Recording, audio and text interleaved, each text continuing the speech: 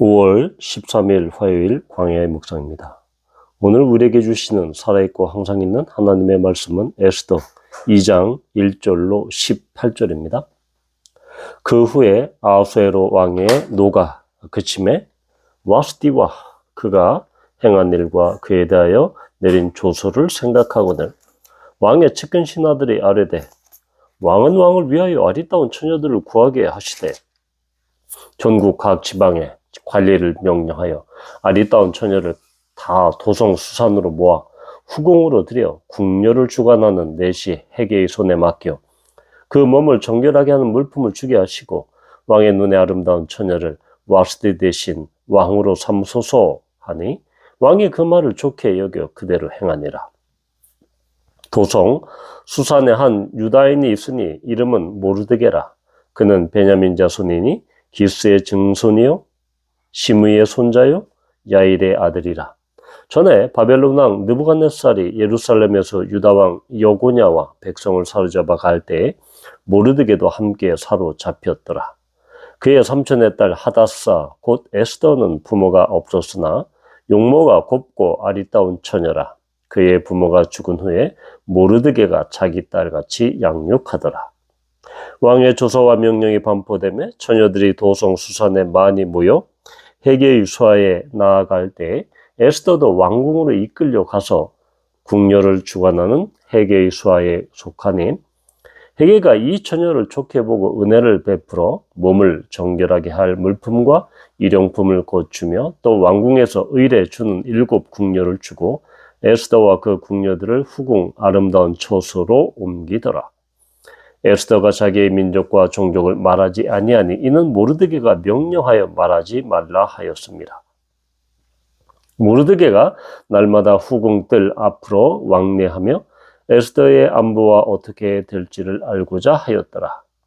처녀마다 차례대로 아하수에로 왕에게 나아가기 전에 여자에 대하여 정한 규례대로 12달 동안을 행하되 6달은 몰약 기름을 쓰고 6달은 향품과 여자에게 쓰는 다른 물품을 써서 몸을 정결하게 하는 기한을 마치며 처녀가 왕에게 나아갈 때는 그가 구하는 것을 다 주어 후궁에서 왕궁으로 가지고 가게 하고 저녁이면 갔다가 아침에는 둘째 후궁으로 돌아와서 비빈을 주관하는 내시 사스가스의 수하에 속하고 왕이 그를 기뻐하여 그의 이름을 부르지 아니하면 다시 왕에게 나아가지 못하더라. 모르드게의 삼촌 아비하일의 딸 곧 모르드게가 자기의 딸같이 양육하는 에스더가 차례대로 왕에게 나아갈 때 궁녀를 주관하는 듯이 해계가 정한 것 외에는 다른 것을 구하지 아니하였으나 모든 보는 자에게 사랑을 받더라. 아하수에로 왕의 제7년 10월 곧 데벳월에 에스더가 왕궁에 인도되어 들어가서 왕 앞에 나가니 왕이 모든 여자보다 에스더를 더 사랑하므로 그가 모든 처녀보다 왕 앞에 더 은총을 얻은지라. 왕이 그의 머리에 관을 씌우고 와스디를 대신하여 왕후로 삼은 후에 왕이 크게 잔치를 베푸니 이는 에스더를 위한 잔치라. 모든 지방관과 신하들을 위하여 잔치를 베풀고 각 지방에 세금을 면제하고 왕의 이름으로 큰 상을 주니라. 아멘. 오늘 이야기는 이제 아하수에로 왕이 크세르크세스죠. 아하수에로 왕이 그의 왕비를 이렇게 폐위시키죠. 바로 왕은 왕비를 폐위시킨 이후에 생각했다, 기억했다라고 이야기합니다. 와스디를 폐위한 지 거의 3년이 된 그 시점이었죠. 그런데 이 3년의 그 시점 동안에 아하수에로 왕이 그가 행한 일과 그에 대해서 내린 조서를 생각했다라고 하는 이야기는 일말의 후회가 있었다라는 뉘앙스를 우리에게 알려주고 있습니다. 네, 이런 상황에서 측근 신하들이 왕후 선발 계획을 보고하죠. 그래서 아리따운 이 여자들을, 처녀들을 수산에 모이게 해서 바로 그 해계의 수와 해계의 수하에 다 속하게 해서 그 내시 해계가 그것을 관리하고 이 처녀들을 그렇게 정결케 해서 왕의 총애를 받을 왕후를 선발하는 그 계획을 실행합니다. 이 계획에 따라서 이 하다사, 즉 에스더죠. 에스더도 역시 강제로 끌려가게 됩니다. 그 자신이 지원한 것이 아니라 끌려갔다라고 표현한 것을 봐서는 당연히 에스더가 용모가 곱고 아리따웠기 때문에 그 관리들이 추천해서 끌려간 것입니다. 그래서 이 에스더는 결국 1년간의 준비 끝에 왕 앞에 나갔고 결국 이 와스디 왕후가 폐위된 지 4년 후에 에스더가 왕후로 이렇게 등극을 하게 된 것이죠. 왕이 이것을 기념해서 에스더를 위한 큰 잔치를 베풉니다. 이것이 오늘 이야기의 중점이죠. 자, 그런데 오늘 10절에 보면 에스더가 자기의 민족, 즉 유다인이라는 것, 유다 민족이라는 것을 말하지 않았습니다. 이것은 그의 사촌인 모르드게가 명령했다. 그렇게 수양딸처럼 양육해서 키웠던 모르드게가 에스더에게 말하지 말라라고 그렇게 명령하고 가르쳤기 때문입니다. 우리는 에스더가 고아인 사실을 알고 있습니다. 즉 그는 7절에 보면 그의 부모가 죽었다라고 그렇게 이야기하면서 이 고아라의 신분인 에스더를 이야기합니다. 지금 모르드게와 에스더는 포로의 후예입니다. 바벨론의 포로로 끌려갔던 포로민의 후예고 또한 그 당시에 약소 민족이었던 또한 그렇게 나라가 멸망했던 그러한 이 피지배 국가의 그런 국민들이었죠. 또한 더구나 이 에스더는 고아였으며 또한 여자의 신분이었습니다. 자, 이걸로 보면 우리는 정말 대제국을 이뤘던 이 페르시아 제국에서 정말 보잘것없는 고아의 신분, 그리고 그 중에서도 정말로 약속 민족인 유다인의 신분이었던 두 사람이 이 강성한 제국 또한 강력한 군사력과 정치 권력을 갖고 있었던 아하수에로 왕의 그 시대에 이 두 사람은 바로 하나님께서 이렇게 연약한 자를 쓰신다라는 것을 우리는 페르시아 제국의 강대함과 또한 이 두 사람의 연약함을 대비해서 우리는 볼 수 있는 것이죠. 즉 하나님께서는 이렇게 정치 권력이 정말 획득하지 못했고 아직까지 연약한 상황 가운데 있는 그 두 사람을 통해서 앞으로 일을 하실 것이다 라는 복선을 지금 깔고 있는 것입니다. 또한 지금 에스더와 모르드게는 아직 자기들이 유다인이라는 것을 밝히지 않고 있습니다. 혹자는 이것을 보고 너무 비겁한 일 아니냐, 너무 비양심적인 짓 아니냐라고 이렇게 이야기할 수 있습니다. 그러나 이렇게 자기 민족과 신분을 숨기는 그것은 매우 어떻게 보면 매우 전략적인 그런 숨김이다.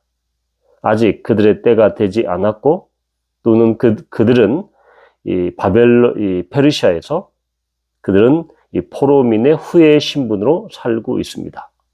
강대한 제국 가운데 그들은 바로 포로민의 후예라는 또한 유다인이라는 그런 이중 정체성, 즉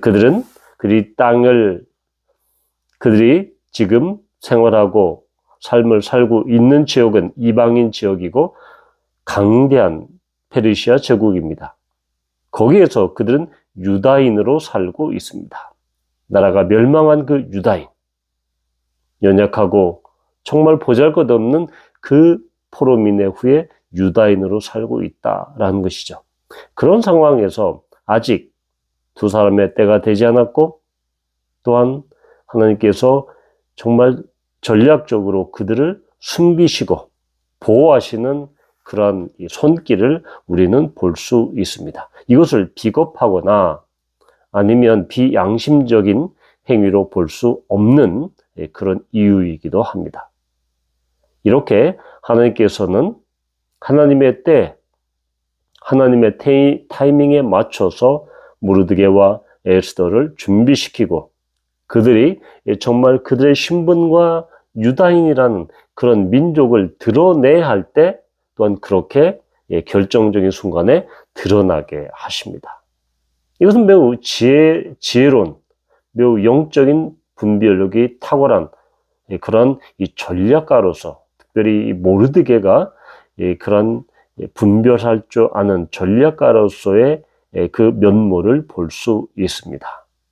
이것은 결코 그런 이 비신앙적인 믿음이 없는 행위가 아니라 정말로 아직까지 그들의 때가 아니었기 때문에 그들은 그들의 신분과 민족을, 종족을 그렇게 숨겼던 것입니다. 이것을 보면 하나님께서는 정말 연약한 자를 들어쓰시고, 정말 하나님의 그 타이밍에 그 사람들을, 하나님의 사람들을 숨기기도 하시고 결정적인 순간에 드러내기도 하신다. 이것이 바로 하나님의 전략이다라는 것을 우리는 볼 수 있습니다. 따라서 우리는 이 세상에서 이중 정체성을 가진 사람들로 역시 살고 있습니다. 마치 모르드게와 에스더가 그랬던 것처럼 우리는 이 세속 사회에서 그리스도인이라는 하나님 나라에 속한 자로서, 하늘나라에 속한 하늘 시민으로서, 하늘나라의 시민권자로서 우리는 이중 국적자로서 이중 정체성을 가지고 살아가고 있습니다. 그럴 때 우리는 정말로 이 세상에서 살아가기 위해서는 정말로 영적인 그러한 전략, 또한 그러한 지혜와 치밀한 가운데 우리가 살아가야 한다는 것을 오늘 이야기는 보여주고 있습니다. 때를, 하나님의 때를 분별할 수 있는 그런 지혜가 필요한 것이죠. 바라기는 우리가 사는 이 세상에서 우리는 정말로 우리가 갖고 있는 것, 또한 우리가 모습을 어떨 때는 하나님의 때가 아직 이르지 않았을 때는 우리가 그것을 또한 숨기기도 하지만, 보호받기도 하지만, 결정적일 때는 담대하게 드러내서 또한 하나님의 영광과 능력을 드러낼 때가 분명히 올 것입니다. 이러한 타이밍을, 이러한 때를 분별하는 것은 바로 영적인 지혜이며 영적인 전략인 것입니다. 하나님의 때를 분별하고 또한 그 전략을 잘 실행하는 우리 모두가 되기를 축복합니다. 기도합니다. 아버지 하나님, 모르드게와 에스더가 자신이 속한 민족과 종족을 말하지 않고 숨긴 것은 결코 비겁한 일이 아니었고, 또한 비윤리적이고 비양심적인 신앙이 없는 행위가 아니었음을 우리는 보게 됩니다. 그것은 때를 기다리는 그들의 전략적인 판단이었고 영적인 분별력이었음을 우리는 보게 됩니다. 하나님께서는 하나님의 사람을 숨기기도 하시고 하나님의 때에 드러내기도 하십니다. 구약의 많은 인물들이 그러한 과정을 거쳤음을 우리는 보게 됩니다.